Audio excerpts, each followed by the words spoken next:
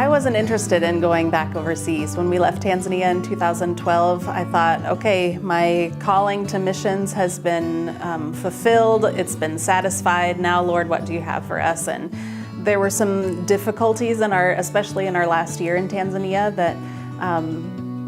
that helped us to feel closure from that time.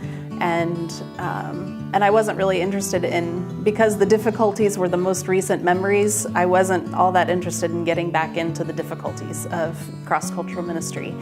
And so when this opportunity to serve as regional coordinators was proposed to us, my first reaction, much like my first reaction in Haiti, when I said no to the Lord that I didn't want to be a missionary, my initial reaction was, no, I'm not interested in going back overseas. But it was a process of probably 3 months, I would say, that we earnestly prayed about what God was leading us to.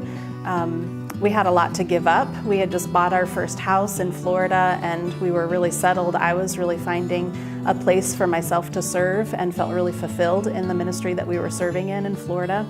And our daughter was thriving and had friends, lots of great friends and lots of really special believers that were pouring into her life. And so it felt like there was a lot to give up, and I wasn't sure that I was ready to give those things up.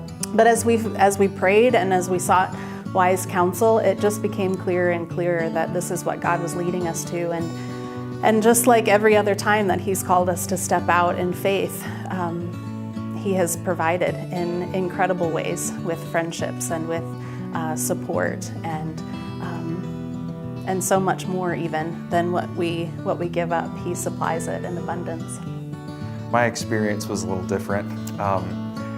When we were first asked to consider the role of regional coordinator, although it was a bit of a daunting assignment to consider, the idea of living overseas again, the idea of returning to Africa, that adventurous spirit that I've kind of had since early experiences in missions through my childhood was kind of brought back awakened in me, and so the desire to serve again cross-culturally and the idea of living cross-culturally again was a strong pull for me.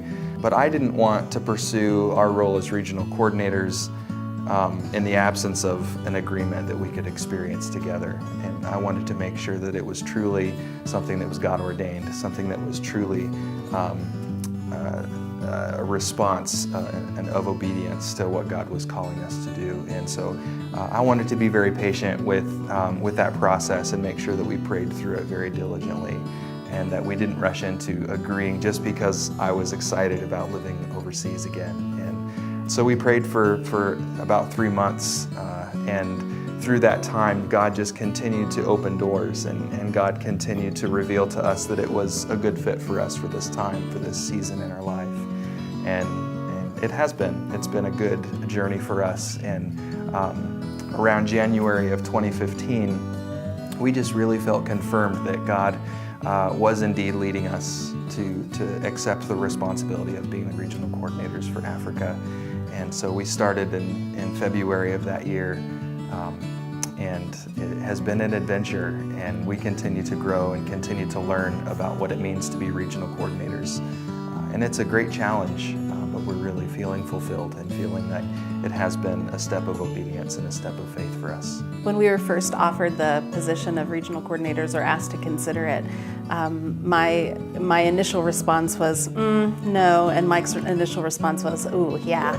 And but we were both committed to each other and committed that we didn't want to take any steps until we were both confident of what obedience looked like.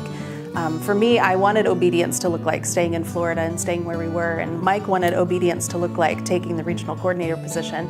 And so we committed to each other that we weren't going to take any steps until we both were confident about what obedience looked like, and we were confident that the Lord would lead us to a point where we were both very sure of what that step of obedience would look like, and we're so glad that we did.